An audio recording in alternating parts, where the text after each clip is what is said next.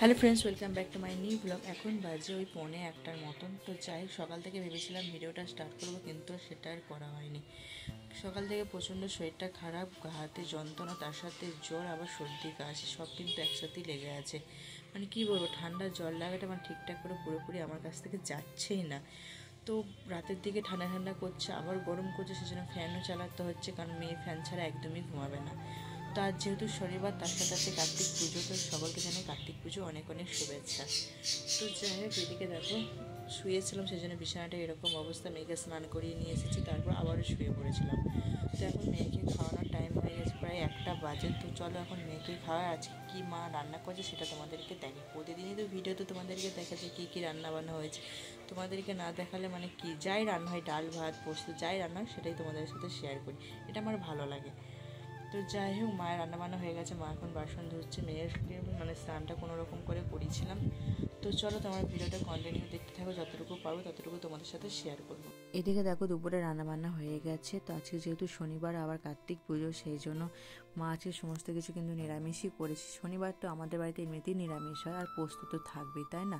তো এখানে আছে শুশুনি শাক ভাজা, পোস্ত, ডাল, এখানে আছে কাঁচা তেঁতুলের টক, যেটা মার বাড়ি থেকে কালকে নিয়েছিলাম, সেটাই রান্না করেছে। এখানে আছে ভাত।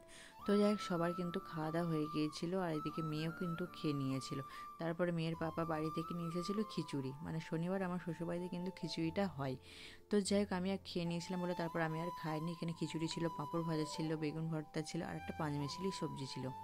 তো যাই হোক, খাওয়া দাওয়ার পর একটু রেস্ট নিয়েছিলাম। মানে দুপুরবেলাতে প্রচণ্ড মানে শরীরটা খুব খারাপ করছিল, সেই জন্য একটা ওষুধও খেয়ে নিয়েছিলাম, প্যারাসিটামল। তারপর সন্ধ্যাবেলাতে পাশের বাড়ির বৌদিদের বাড়িতে কার্তিক পুজো হচ্ছিল। তো বৌদি ডাকাডাকি করছিল অনেকক্ষণ ধরে, সেই জন্য রেডি হয়ে নিয়েছি। তো যাই হোক, এদিকে দেখো আজকে কিন্তু শাড়িটুকু পরেছি। ভেবেছিলাম অন্য কিছু পরবো, নাইটি না হলে কুর্তি পরবো। তারপর ভাবলাম আজকে পুজোর দিন একটুখানি শাড়িটাই পরি। শাড়ি পরতে কিন্তু ভালো লাগে, কিন্তু আমি আবার পরতে পারি না।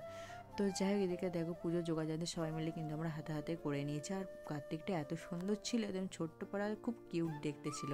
এদিকে সমস্ত ফল, সমস্ত যা যোগাযোগ, সমস্ত কিছু আমরা করে নিয়েছিলাম। তারপর ঠাকুরমশাই কিন্তু খুব তাড়াতাড়ি চলে এসেছিলো। এত কিছু কার্তিক ঠাকুরকে দিয়েছে, বিছানা বালি সমস্ত কিছু যা যা লাগে সমস্ত কিছু দেওয়া হয়েছিল। তারপর পুজো আরম্ভ হয়ে গিয়েছিল। আর ওইদিকে সবাই মিলে কিন্তু আমাদের যে বৌমা, তার মানে যাকে যে কার্তিকটা দিয়েছে, তাদের পুরো ফ্যামিলি কিন্তু চলে এসেছিলো। আর সবাই কিন্তু রান্না বান্না করতে ব্যস্ত ছিল। তো লুচি করেছিল রাতে, তার সাথে বাঁধাকপির তরকারি, আর ছিল মিষ্টি।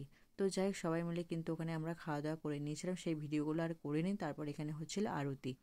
তো যাই হোক,